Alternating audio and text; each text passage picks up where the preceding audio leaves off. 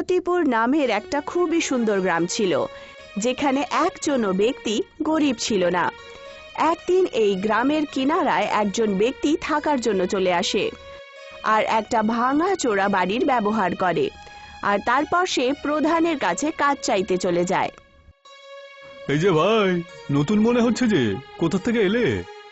আরে আমি তো পাশেরই একটা অন্য গ্রামে থাকি আর কি, তাই এখন ভাবছি যে এখানে এসে থাকবো।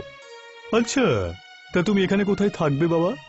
প্রধানমশাই, আমি গ্রামের ধারে একটা ছোট্ট ভাঙা বাড়ি দেখেছি, তাই ভাবছি যে আমি ওখানেই থাকবো। আচ্ছা, তা ওই পুরনো বাড়িতে তুমি থাকতে চাও?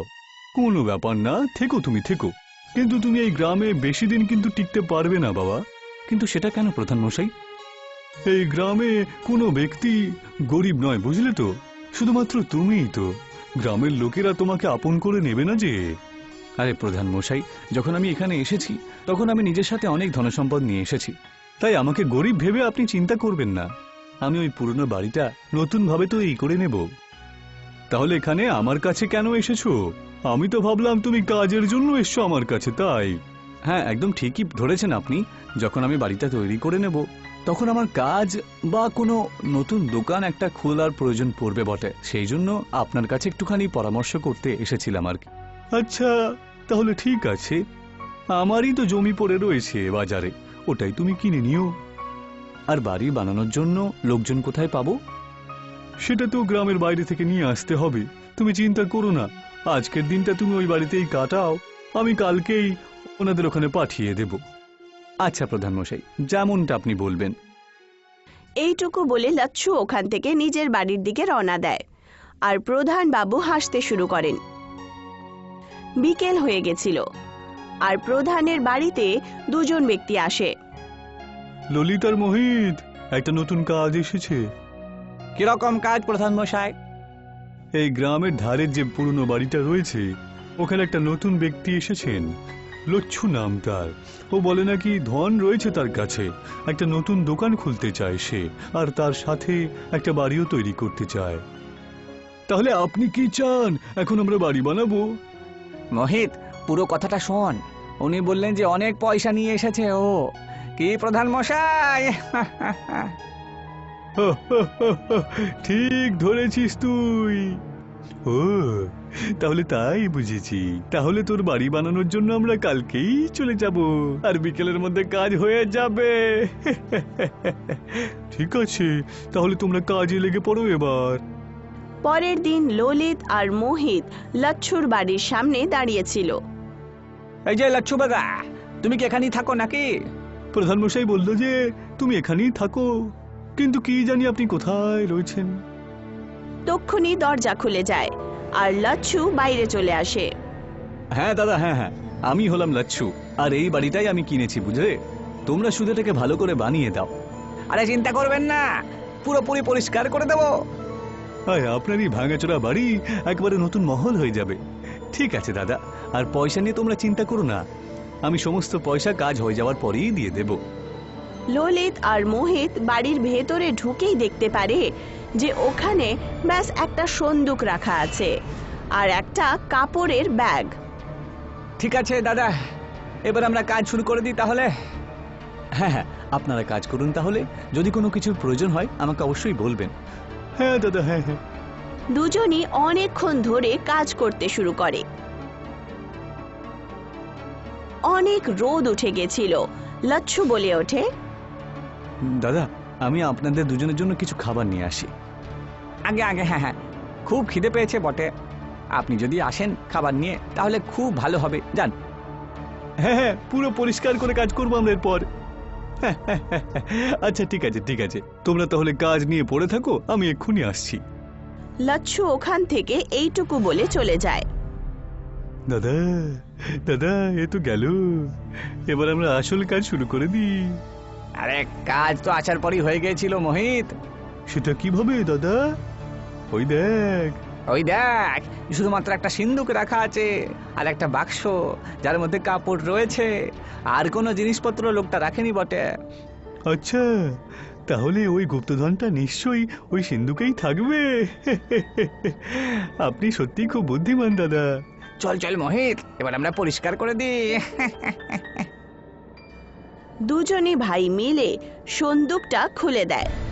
ওরা সোনা রূপোর মুদ্রা দেখতে পায়। দুজনই পুরোটা সন্দুক তুলে নিয়ে ওখান থেকে পালিয়ে যায়। আরে এই যে ভাইয়েরা, ললিত, মোহিত, কোথায় গেলে তোমরা? আরে আমি খাবার নিয়ে চলে এসেছি তো। লচ্ছু চারদিকে মাথা ঘুরিয়ে দেখতে শুরু করে, কিন্তু সে কোথাও কাউকেই খুঁজে পায় না। তারপর সে দেখতে পায় যে তার সন্দুক ওখানে নেই। এটা দেখে সে কাঁদতে শুরু করে। আরে শেষ হয়ে গেলাম, পুরোপুরি নিঃস্ব হয়ে গেলাম। আমার জীবনের পুরো পরিশ্রম চলে গেল। এবার আমি কি করব? লচ্ছু প্রধান বাবুর বাড়িতে চলে যায়। প্রধান মশাই, প্রধান মশাই, কি হলো ভাই? তুমি কান্নাকাটি করছো কেন? সব শেষ হয়ে গেছে গো, আমি নিঃস্ব হয়ে গেছি। আর একটু শান্ত হও আর আমাকে পরিষ্কার করে খুলে বলো। আপনি আজকে যে দুটো লোককে পাঠিয়েছিলেন, ওরা আমার সব পয়সা, আমার জীবনের পুরো রোজগার চুরি করে নিয়ে পালিয়েছে, আর ওখান থেকে পালিয়েছে। হ্যাঁ, এটা কি করে হতে পারে? ওরা দুজন কি সমস্ত পয়সা চুরি করেছে? তা কত পয়সা ছিল ওই সিন্ধুকের মধ্যে? অনেক পয়সা ছিল, আমার সারা জীবনের রোজগার ছিল। আমি আমার সব বাড়ি মাটি বিক্রি করে ওই পয়সা নিয়ে এসেছিলাম, এই গ্রামে একটা নতুন জীবন শুরু করব সেই জন্য। সোনা চাঁদির অনেক কয়েন ছিল ওর মধ্যে।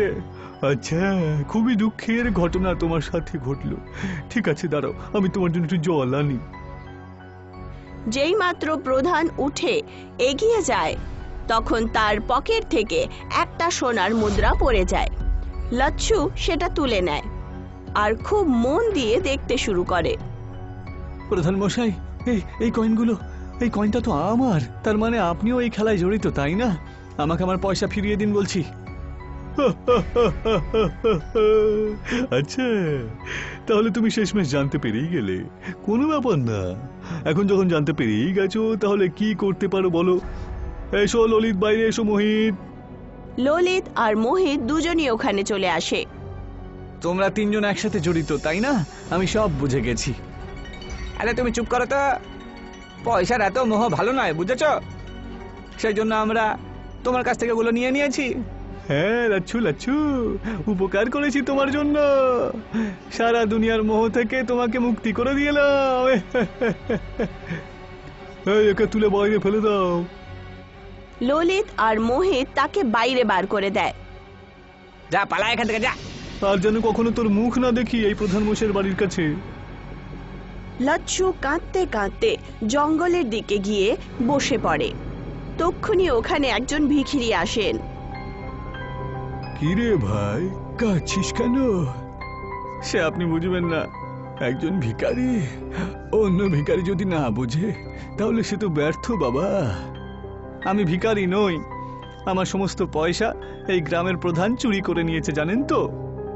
তাহলে তো হয়েই গেলে ভিখারি তুমিও। হ্যাঁ, হয়তো আপনি ঠিক কথাই বলছেন। তাহলে আমি এখন কি করি? আমি তো কিছুই বুঝতে পারছি না। কিছু পয়সা আমাকে দিয়ে দাও, তাহলে আমি তোমায় সাহায্য করতে পারবো। আর একটু আগে আমাকে তুমি ভিখারি বলে রাগাচ্ছিলে, এখন আবার পয়সা চাইছো। অদ্ভুত মায়া তো। বুঝতে পারছি, কিন্তু এত জোরে খিদে পেয়েছে যে কি আর করি বলো। লচ্ছু নিজের পকেট থেকে সমস্ত টাকা বার করে তাকে দিয়ে দেয়। এই শেষ কটা পয়সা আমার কাছে বেঁচে ছিল, জানেন তো? সব পয়সা তুমি আমাকে দিয়ে দিলে, আর নিজের জন্য কিছু বাঁচালে না কেন ভাই? তুমিও তো বিরক্ত, তুমিও তো সমস্যার মধ্যে রয়েছো। আমি তো আজকে খাবার খেয়েছি। তুমি বলো কি চাও, তুমি যা চাইবে তাই দেব। আমার ঝোলা খালি থাকে না, বুঝতে পেরেছো? তাই যা চাইবে ভেবেছিও।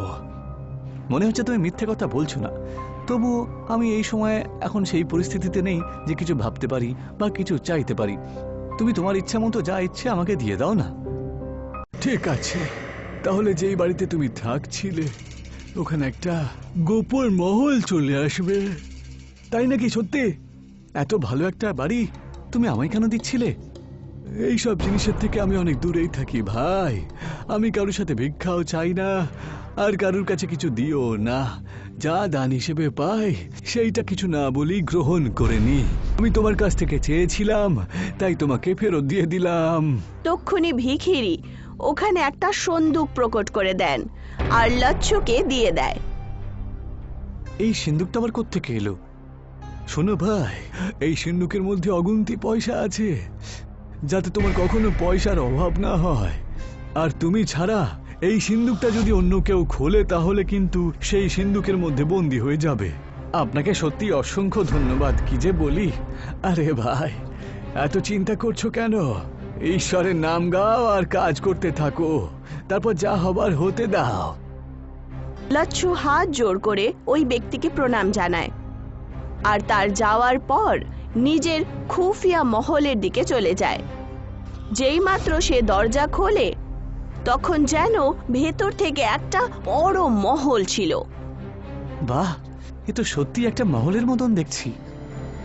লচ্ছু প্রচন্ড আশ্চর্য হয়ে পুরো মহলটা দেখতে শুরু করে। তক্ষুনি সে দরজায় একটা ধাক্কা শুনতে পায়। সন্দুকটা রেখে সে দরজা খোলার জন্য চলে যায়। দরজা খোলা মাত্রই ললিত মোহিত ভেতরে চলে আসে আর 1 সেকেন্ডের জন্য প্রচন্ড অবাক হয়। এ কি, এটা কি করে সম্ভব? কি করে, কবে থেকে? কি কাজ তোদের? এবার এখানে কেন এসেছিস? হ্যাঁ, প্রধান মশাই! প্রধানও বাড়ির ভেতরে চলে আসেন। কি হয়েছে? আপনাদের তিনজনের আবার কি দরকার আমার কাছে? দিব্য দিব্য ভবন, এটা কোত্থেকে পেলে তুমি এটা? তা জেনে তুমি কি করবে? নিজের কাজ করো, যাও গিয়ে, আর এখান থেকে এক্ষুনি বেরিয়ে যাও। এই বাড়িটা আমি কবজা করে নেব কয়েকদিনের মধ্যেই। আর এই সিন্দুকটা যেটা ওখানে রয়েছে না, এর মধ্যে মনে হয় অনেক পয়সা আছে, বুঝলে? হ্যাঁ প্রধান মশাই, ঠিক কথাই বলেছেন। সেরকমই সিন্দুক রয়েছে যেটা ও নিয়ে এসেছিল, তাই না? আমরা তো মনে করেছিলাম শুধুমাত্র একটাই রয়েছে, কিন্তু ওর কাছে দেখছি আর একটা রয়েছে, বেটা লুকিয়ে রেখেছিল। এত সুন্দর একটা ভালো বড় মহল আমার মতন প্রধানের জন্যই হয়েছে, বুঝেছো? আর এই সিন্দুকটা যখন মহলের সাথে পাওয়া যাচ্ছে, বাহ বাহ বাহ বাহ বাহ! চলুন প্রধান মশাই, ওটাকে খুলি তাহলে। এই না না, এটাকে তোমরা ছুঁয়ো না, এটাকে শুধু আমিই খুলতে পারি। অন্য কেউ যদি এটা খোলার চেষ্টা করে তাহলে জানি না কিন্তু কি হবে। এই আমাদেরকে বোকা বানাচ্ছ নাকি?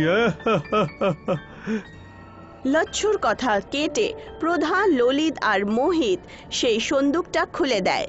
আর যেই মাত্র তারা সেটা খোলে ওরা তিনজনই ভেতরে ঢুকে যায়। লচ্ছু ওদের তিনজনকে দেখতেই থাকে আর তারপর ভয়ের চোটে সঙ্গে সঙ্গে সন্দুকটা খুলে দেখতে শুরু করে। সেই সন্দুকের ভেতরে শুধু মুদ্রা আর টাকা পয়সাই ছিল, আর ওরা তিনজন কোথায় চলে গেছে তার কোনো ঠিকানা ছিল না। তখন থেকে লচ্ছু নিজের খুফিয়া মহলেই থাকে।